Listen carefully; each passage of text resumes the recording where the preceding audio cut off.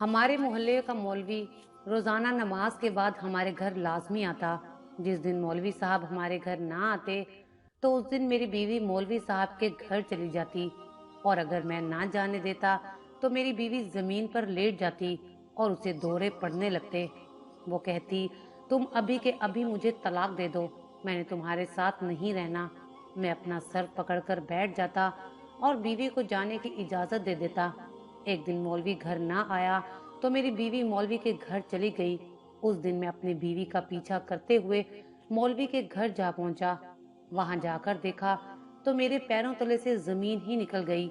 मेरी बीवी और मौलवी साहब दोनों मिलकर दुकान से घर लौटते ही मेरी नजर मौलवी साहब पर पड़ी तो मैं हैरान रह गया।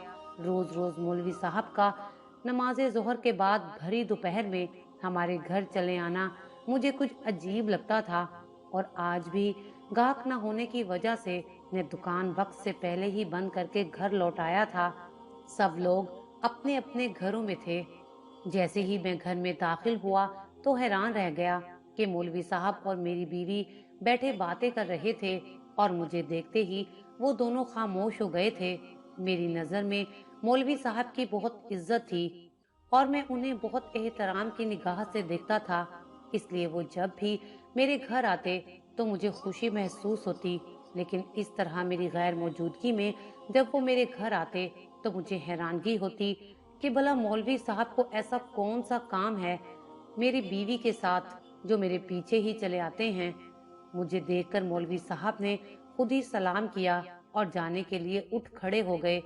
मैंने अपनी बीवी से कहा कि गर्मी बहुत है, मौलवी साहब को कोई शरबत वगैरह पिला दो। इतने में मौलवी साहब ने कहा कि वो शरबत पी चुके हैं, उन्हें यहाँ आए काफी देर हो गई है और अब उन्हें जाना है। ये कहकर वो चले गए और मैं हैरत से उन्हें जाते देखता रहा। ना जाने वो कितनी देर से आए बैठे थे कि शरबत भी पी चुके थे। मैंने अपनी बीवी शुमाइला से पूछा कि खैरियत तो है जो मौलवी साहब इतनी दोपहर में आए थे। उसने कहा कि बस वैसे ही खैर खैरियत के लिए आ जाते हैं। अपनी बीवी से कहीं ज्यादा मुझे मस्जिद के इमाम साहब पर भरोसा था, इसलिए मैंने इस बात पर ज्यादा बहस ना की थी, वरना अगर कोई और होता तो मैं बहुत बुरी तरह से पेश आता। मुझे अपनी बीवी का कहीं आना जाना और किसी से इस तरह मिलना जुलना पसंद नहीं था। मैं एक ऐसे घराने से ताल्लुक रखता था जहां औरत सिर्फ चार दीवारी के अंदर कामकाज के लिए मौजूद रहती है और बाहर की दुनिया से उसका कोई ताल्लुक नहीं होता। मेरी तरफ से भी शुमाइला को कहीं आने जाने की इजाजत नहीं थी और ना ही किसी से ताल्लुक बनाने की, यहाँ तक कि वो यहाँ आस पड़ोस में भी नहीं जा सकती थी। एक दिन मैंने बहुत अदब से मस्जिद के इमाम साहिब को अपने घर चाय पर मदऊ किया तो इत्तफाक से वो मेरे घर तशरीफ ले आए और यूं उनकी मुलाकात शुमाइला से हुई थी। उसके बाद अक्सर ही वो हमारे घर आ जाते। जब भी कभी मस्जिद से वो मेरे साथ बाहर निकलते तो खुद ही मेरे घर चले आते। मुझे ये भी सोचकर खुशी महसूस होती कि मौलवी साहब के नए कदम हमारे घर में पड़ने से जरूर बरकत होगी। लेकिन आहिस्ता आहिस्ता ये सिलसिला बढ़ता चला गया और मौलवी साहब रोज आने लगे, और अब तो वो मेरी गैर मौजूदगी में भी तशरीफ ले आते थे। मेरी बीवी शुमाइला एक बहुत हसीन औरत थी। उसका ताल्लुक एक पठान कबीले से था और वो बिल्कुल पठानों की तरह गोरी चिट्टी लंबी चौड़ी थी। जो भी उसे देखता तो उसकी खूबसूरती की तारीफ जरूर करता। इसलिए मैं शुमाइला को किसी के सामने जाने की भी इजाजत नहीं देता था, क्योंकि मुझे ये खौफ महसूस होता था कि कहीं वो मुझे छोड़कर किसी और के साथ ना चली जाए। मेरी तरफ से शुमाइला को छत पर जाने की भी इजाजत नहीं थी। हमारी गली के कोने पर औबाश नौजवान खड़े रहते थे और हमारी छत से गली का कोना साफ नजर आता था। इसलिए शुमाइला जब भी कपड़े धोती तो छत पर डालने का काम मैं ही करता था। लेकिन मुझे क्या खबर थी कि मेरी ये सख्ती किसी काम ना आएगी, बल्कि उल्टा मेरे लिए वबाले जान बन जाएगी। एक दिन शुमाइला ने पुलाव बनाया तो मौलवी साहब के लिए एक प्लेट अलहदा से निकाल कर रख दी और मुझसे कहने लगी कि दुकान पर जाते हुए ये प्लेट मौलवी साहब को दे जाना। इत्तफाक से उस दिन दुकान पर माल आ गया और उस माल लाने वाले लड़के के फोन पर फोन आने लगे तो मैंने शुमाइला से कहा कि इमाम साहब के घर तुम ही चली जाना, मेरे पास अभी वक्त नहीं है। ये सुनकर शुमाइला ने खुशी खुशी हामी भर ली और मैं दुकान के लिए निकल गया। जब मैं घर वापस पहुंचा तो शुमाइला बहुत खुश थी। मैंने उससे पूछा कि इमाम साहब को पुलाव दे आई हो? तो वो कहने लगी, जी हाँ, कि इमाम साहब को पुलाव दे आई हूँ। तो वो कहने लगी, वो तो बहुत अच्छे हैं। काफी अरसे बाद मैंने शुमाइला के चेहरे पर मुस्कुराहट देखी थी, वरना वो हमेशा खामोश रहा करती थी।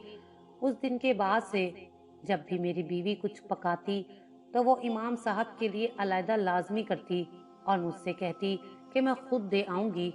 इमाम साहब की बीवी बहुत अच्छी औरत है। ये सुनकर मैं कहता कि ठीक है, चली जाओ। अब अक्सर ही मेरी बीवी इमाम साहब के घर चली जाती या फिर इमाम साहब हमारे घर आ जाते। एक दिन मैंने शुमाइला को इमाम साहब के घर जाने के लिए मना कर दिया तो अचानक उसे दौरा पड़ने लगा। मैं खाना खाने बैठा ही था कि बावर्ची खाने से शुमाइला की अजीबो गरीब आवाजें आने लगी और जब मैंने जाकर देखा तो वो रो रही थी और उसके बाद वो मुस्तकिल रोते ही जा रही थी। रोते रोते उसने एक ऐसी बात कह दी कि जिसे सुनकर मैं अपना सर पकड़कर बैठ गया। वो बोली, मैं मौलवी साहब के घर जरूर जाऊंगी। अगर आप मुझ पर एतबार नहीं करते तो बेशक मुझे तलाक दे दे। उसके बाद तो उसे दौरे पड़ना शुरू हो गए थे, यहाँ तक कि मेरे लिए उसे संभालना मुश्किल हो गया था। मैंने परेशान होकर इमाम साहब को बुलाया तो इमाम साहब ने मुझे कमरे से बाहर जाने को कहा और कुछ देर उसके साथ वक्त गुजारा और जाते वक्त मुझे कहा कि शुमाइला अब ठीक है, तुम फिक्र ना करो। जब मैं कमरे में गया तो शुमाइला पुरसकून से बैठी थी। मैं हैरान था कि इमाम साहब ने ऐसा क्या किया है जो शुमाइला बिल्कुल ठीक हो गई है, जबकि मैं पिछले 1 घंटे से उसे चुप करवाने की कोशिश कर रहा था, लेकिन वो तो एक साथ जोर जोर से रोती जा रही थी। मैंने उससे कुछ पूछना चाहा, लेकिन फिर कुछ सोचकर खामोश हो गया। 2-3 दिन इमाम साहब बाकायदगी से हमारे घर आते रहे और फिर जब एक दिन इमाम साहब ना आए और शुमाइला खाना लेकर उनके घर जाने लगी तो मैंने दोबारा से इनकार कर दिया। मैं देखना चाहता था कि आज शुमाइला का रद्द अमल क्या होगा और मेरी उम्मीद के मुताबिक उसे दोबारा से वही रोने का दौरा पड़ गया और वो फिर से सिसक सिसक कर रो रही थी और मुझसे तलाक मांग रही थी। मैंने गुस्से में उसके चेहरे पर एक थप्पड़ मार दिया, लेकिन फिर भी वो चुप नहीं हुई। मैं तंग आकर दोबारा इमाम साहब को बुला लाया। इमाम साहब एक बार फिर शुमाइला के साथ कमरे में थे और मैं कमरे से बाहर टहल रहा था। ना जाने क्या चक्कर चल रहा था जिससे मैं बिल्कुल अनजान था। इमाम साहब जा चुके थे और मैं अपनी बीवी को शक भरी निगाहों से देख रहा था। इन दोनों के दरमियान जो चल रहा था वो मुझे समझ आ रहा था, लेकिन मैं इमाम साहब जैसी शख्सियत पर बगैर सबूत के इल्जाम नहीं धर सकता था, क्योंकि मोहल्ले में इमाम साहब का एक मकाम था। हर कोई उनका अकीदतमंद था। 2-4 दिन बाद फिर मुझे किसी काम से जाना पड़ गया तो मैंने देखा कि शुमाइला मौलवी साहब के घर की तरफ जा रही है। मेरे दिल में शुमाइला के लिए शक आ चुका था, बल्कि मुझे यकीन था कि ये दोनों मिलकर मेरे साथ धोखा कर रहे हैं। मैंने खामोशी से शुमाइला का पीछा करना शुरू कर दिया और जब वो मौलवी साहब के घर में दाखिल हुई तो मैं भी इधर उधर देखने के बाद उनके घर की छोटी सी दीवार फलांग कर अंदर दाखिल हो गया। वो दोनों एक छोटे से कमरे में मौजूद थे। मैं कमरे की खिड़की से झांक कर अंदर का मंजर देख रहा था और ये देखकर मेरे कदमों तले से जमीन निकल गई कि शुमाइला तो इमाम साहब के साथ वो सब बातें कर रही थी जिनका मैं तसव्वुर भी नहीं कर सकता था। शुमाइला के अल्फाज मेरे लिए ऐसे थे जैसे किसी ने मेरे कानों में पिघला हुआ सीसा डाल दिया हो। वो मेरी इज्जत को तार तार कर चुकी थी। मुझे ऐसा महसूस हो रहा था कि जैसे मैं किसी को मुंह दिखाने के लायक भी नहीं रहा। मेरी और शुमाइला की शादी आज से 8 साल कब्ल हुई थी। मैं शुमाइला के अब्बा की दुकान पर काम करता था। शुमाइला अक्सर दोपहर का खाना लेकर दुकान पर आती थी। मैं जब भी उसे देखता तो मेरा दिल धड़कना भूल जाता। सुर्ख सफेद रंगत की मालिक शुमाइला जब शदीद गर्मी में खाने का डिब्बा उठाए दुकान तक आती तो उसका सारा वजूद पसीने से शराबूर होता। शुमाइला भी जवानी में कदम रख रही थी, इसीलिए वो अपने दूसरे कबीले की औरतों की तरह पर्दा नहीं करती थी, लेकिन उसका हुस्न तो अभी भी कयामत खेज था। मेरी नजर जब भी उस पर पड़ती तो पलक झपकाना तक भूल जाता था। कमर के नीचे तक लहराती उसकी लंबी चुटिया और नीली नीली आंखें मुझे पूरी पूरी रात सोने न देती थी। वो हर वक्त मेरी आंखों में समाई रहती और मुझे किसी पल चैन नहीं आता था। लेकिन मैं जानता था कि शुमाइला मेरा एक ख्वाब है जिसे मैं कभी हासिल नहीं कर पाऊंगा। मैं शुमाइला के अब्बा की दुकान पर एक मामूली सी नौकरी करता था, जबकि शुमाइला का अब्बा बहुत अमीर था। वो उसकी छोटी और लाडली बेटी थी और वो किसी भी सूरत उसकी शादी मुझसे नहीं कर सकता था। ना ही मैं हैसियत में उनके बराबर था और ना ही उनके कबीले से मेरा कोई ताल्लुक था। और फिर शुमाइला की अभी उम्र ही बहुत कम थी। वो तकरीबन 14 या 15 बरस की लड़की थी जो अपने तमाम तर खूबसूरती के साथ मेरे दिल में घर कर चुकी थी। एक दिन जब शुमाइला खाना लेकर दुकान पर आई तो उसका अब्बा दुकान पर मौजूद नहीं था। वो जैसे ही खाना रखकर वापस जाने के लिए पलटी तो मैंने उसे आवाज देकर रोक लिया। अपनी गोल गोल आंखें मटकाती वो मुझे देखने लगी। मैंने बहुत हिम्मत जमा करके उससे कहा कि मैं उससे बात करना चाहता हूँ, तो वो वहीं पास बड़े स्टूल पर बैठ गई। शुमाइला को अपने साथ बैठा देखकर अपने जज्बात पर काबू करना मेरे लिए बहुत मुश्किल हो रहा था। वो किसी ताज़ा कली की मानिंद खिली हुई थी और मुझे अपना आप भंवर जैसा महसूस होने लगा था। मेरी नज़र उसका तवाफ कर रही थी। हल्के गुलाबी रंग में वो बहुत खिल रही थी। पसीने की वजह से उसका लिबास कहीं कहीं से उसके जिस्म पर चिपक गया था। मेरी नजरें पूरी तरह उसके वजूद पर जमी थी। शुमाइला ने कहा, आपने मुझे क्यों रोका है? तो मुझे कुछ होश आया कि मुझे उससे बात करनी है। मैंने शुमाइला से कहा कि मैं पहली ही नज़र में उसके हुस्न का दीवाना हो चुका हूँ। मैं आंखें बंद करता हूँ तो मुझे उसी का चेहरा नजर आता है। ये सुनकर शुमाइला हंसते हुए कहने लगी कि ये जुमला तो उसने आज तक बहुत दफा सुना है। उसकी बात सुनकर मैं हैरान रह गया कि कोई और भी है जो इसकी मोहब्बत में गिरफ्तार है। मैंने आगे बढ़कर शुमाइला का हाथ पकड़ लिया और कहा कि जितनी मोहब्बत मैं तुमसे करता हूँ शायद ही कोई इतनी मोहब्बत तुम्हें दे पाएगा। शुमाइला ने घबराकर जल्दी से अपना हाथ मेरे हाथ से छुड़वा लिया और कहने लगी कि अगर अब्बा आ गया तो तुम्हें अभी और इसी वक्त मार देगा। मैंने उसे कहा कि मैं तुमसे इतनी मोहब्बत करता हूँ कि मेरे लिए तुम्हारी मोहब्बत में मरना भी अब कोई बड़ी बात नहीं रही। मेरी बात सुनकर तो वो हैरत से मुझे देखने लगी और फिर जाने के लिए उठ खड़ी हुई। तो मैंने उसे आवाज देकर कहा कि मैं तुम्हारे जवाब का मुंतजिर रहूंगा। अगले दिन भी शुमाइला जब खाना लेकर दुकान पर आई तो उसका अब्बा मौजूद नहीं था। वो एक दूसरे इलाके में नई दुकान खोल रहा था और वो ज्यादातर उसी सिलसिले में मसरूफ था। क्योंकि मैं शुमाइला के अब्बा के पास बहुत पुराना मुलाजिम था, इसीलिए वो मेरे भरोसे से दुकान छोड़कर चला जाता था। लेकिन वो इस बात से बेखबर था कि मेरी नज़र उसकी दुकान पर नहीं बल्कि उसकी बेटी पर है। शुमाइला खाना रखकर पलटी तो मुझे देखकर मुस्कुराने लगी। उसकी मुस्कुराहट ने मुझे मजीद हौसला दिया और मैंने उसे बैठने का इशारा किया और वो फौरन ही मेरे सामने बैठ गई। अभी वो जिस उम्र में थी, इस उम्र की लड़कियों के लिए अपनी तारीफें सुनना और एक मर्द को अपने लिए बेचैन देखना एक खूबसूरत एहसास था। मैं उसके चेहरे पर आने वाले तासुरात देखकर उसके दिल का हाल जान गया था। मैंने अपने जुमलों के जरिए उसके दिल में अपनी जगह बनाना शुरू कर दी। मैं उसके हुस्न के कसीदे पढ़ता और वो बैठकर सुनती रहती। बहाने बहाने से मैं अक्सर उसका हाथ पकड़ लेता। पहले तो वो हाथ छुड़वा लिया करती थी, लेकिन अब वो हाथ छुड़वाने की बजाय शर्मा जाती। जिस वक्त शुमाइला खाना लेकर आती उस वक्त गाहक न होने के बराबर होते। शुमाइला की मुस्कुराहट और शर्माहट ने मुझे इतना हौसला दिया था कि मैं अब बहाने बहाने से अपने जज्बात को तस्कीन पहुंचाने लगता।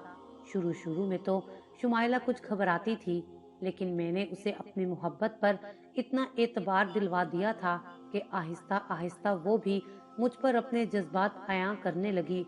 उसे भी मुझसे मोहब्बत हो गई थी। एक दिन मैंने जज्बात के हाथों मजबूर होकर शुमाइला से कहा कि कब तक हम इस तरह आधी अधूरी मुलाकात करते रहेंगे। तुम्हारा बाप तो हमारी शादी भी नहीं होने देगा क्योंकि मैं तुम्हारे कबीले से नहीं हूँ। क्यों ना हम दोनों कहीं भाग कर चले जाएं और शादी कर लें। ये सुनकर शुमाइला की जान ही निकल गई और कहने लगी कि अब्बा मुझे मार देगा। मैंने उसे यकीन दिलाया कि तेरे अब्बा को कुछ नहीं पता चलेगा। मैं तुझे लेकर किसी दूसरे शहर चला जाऊंगा और हम दोनों एक साथ जिंदगी गुजारेंगे। मैं एक लावारिस बच्चा था जिसे शुमाइला के अब्बा ने सहारा दिया था, लेकिन अब मैं अपनी एक नई जिंदगी शुरू करना चाहता था। कई दिन तक मैं ये बात शुमाइला के जहन में डालता रहा और अपने जज्बात उसे बताता रहा। और फिर एक दिन ऐसा आया कि जब शुमाइला भी अपने जज्बात के हाथों मजबूर होकर मेरी बात मान गई। वो कम उम्र थी और मेरे लिए उसे बहकाना बहुत आसान था। और ऐसी ही एक दोपहर हम दोनों सब कुछ छोड़ छाड़ कर भाग गए। शुमाइला 15 साल की थी जबकि मैं एक 22 साल का मर्द था। शहर में आकर मैंने अपनी जमाशुदा रकम से एक छोटी सी दुकान किराए पर ले ली और एक घर भी किराए पर ले लिया। मैंने शुमाइला के साथ निकाह कर लिया था, लेकिन जैसे जैसे दिन गुजर रहे थे शुमाइला की जवानी अपने जोबन पर आने लगी थी। उसका भरपूर सरापा देखकर कोई अंधा ही उसे अनदेखा कर जाता। आहिस्ता आहिस्ता शुमाइला को लेकर मैं बहुत ज्यादा हसास होता जा रहा था। मुझे हर पल यही फिक्र सताती थी कि जिस तरह मैंने उसे मोहब्बत के जाल में फंसाकर शादी कर ली है, कहीं कोई और इस तरह शुमाइला को मुझसे दूर न कर दे। कभी कभी मेरे दिल में ये ख्याल आता है कि जिस तरह मेरे कहने पर और अपने जज्बात के हाथों मजबूर होकर वो अपने सगे माँ बाप को धोखा देकर मेरे साथ चली आई है, कहीं इसी तरह वो मुझे भी छोड़कर ना चली जाए। क्योंकि अगर वो अपने माँ बाप को धोखा दे सकती है तो मुझे भी धोखा दे सकती है। इसी सोच ने मुझे इस कदर शकी और वहमी बना दिया कि मैंने शुमाइला का घर से निकलना बंद कर दिया था। छत पर जाने पर भी पाबंदी लगा दी थी।